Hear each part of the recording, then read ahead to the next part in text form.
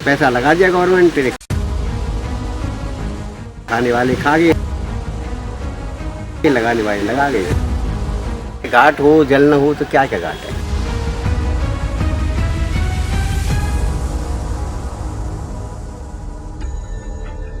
आम मान्यता है कि नंद बाबा और ब्रजवासी संकट की हर घड़ी में गोकुल के संरक्षक इन्हीं चिंताहरण महादेव की शरण में आते थे।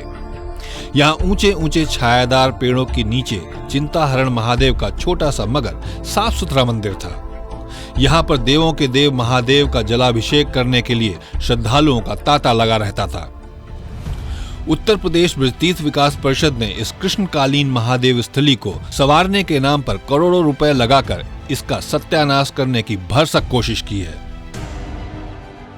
इसका मौजूद उदाहरण है भक्तों को ब्रज की पावन रज से दूर करने के लिए लगाई गई ये पक्की इंटरलॉकिंग टाइल्स।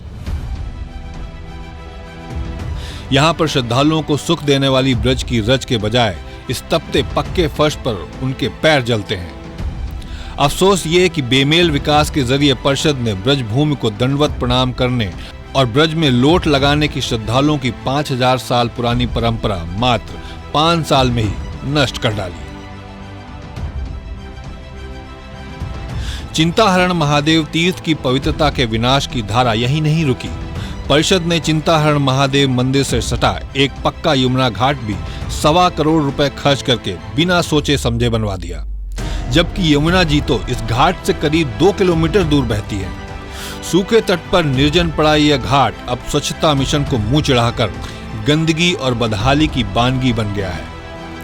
क्या घाट के बजाय यहाँ ब्रज के पारंपरिक वृक्षों पीपल, बरगद, नीम, गूलर वगैरह लगाकर मंदिर का प्राकृतिक परिवेश बहाल नहीं किया जा सकता था, जिस पर खर्च भी कुछ लाख रुपए ही होते। इन पेड़ों की जड़ चारों ओर फैलकर जहां मिट्टी का कटाव रोकती, वहीं भूजल स्तर बढ़ाने में भी मददगार होती। उनसे श्रद्धालुओं को पर्यावरण और छाया में आराम का सुख दोनों ही प्राप्त होते।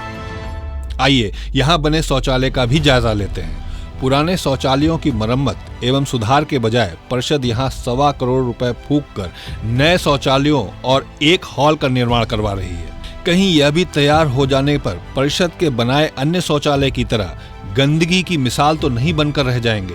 क्या परिषद को सिर्फ जनता के पैसों की कमाई करना ही आता है? शौचालय को मंदिर के ठीक पीछे बना देना आखिर किस आर्किटेक्ट की कारस्तानी है?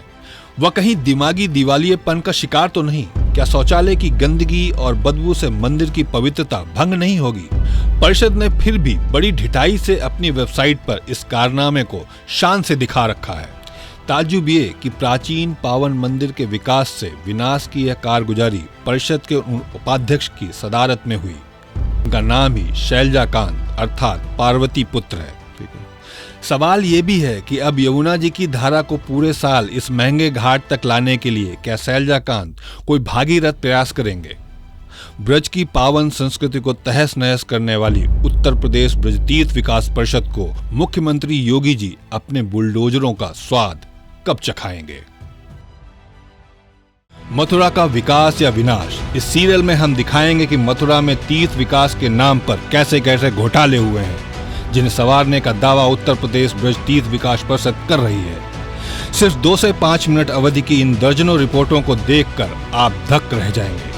आखिर ये अफसर सगे बनकर योगी जी के विरुद्ध इतनी बड़ी साजिश क्यों कर रहे हैं? और हाँ, इस चैनल को लाइक, शेयर और सब्सक्राइब करना न भूलें और बेल आइकन को भी दबा दें, जिससे कि आगे भी मथुरा तीर्थ क्षेत्र से खिलवाड़ की रिपोर्ट आप तक लगातार पहुंचती रहे।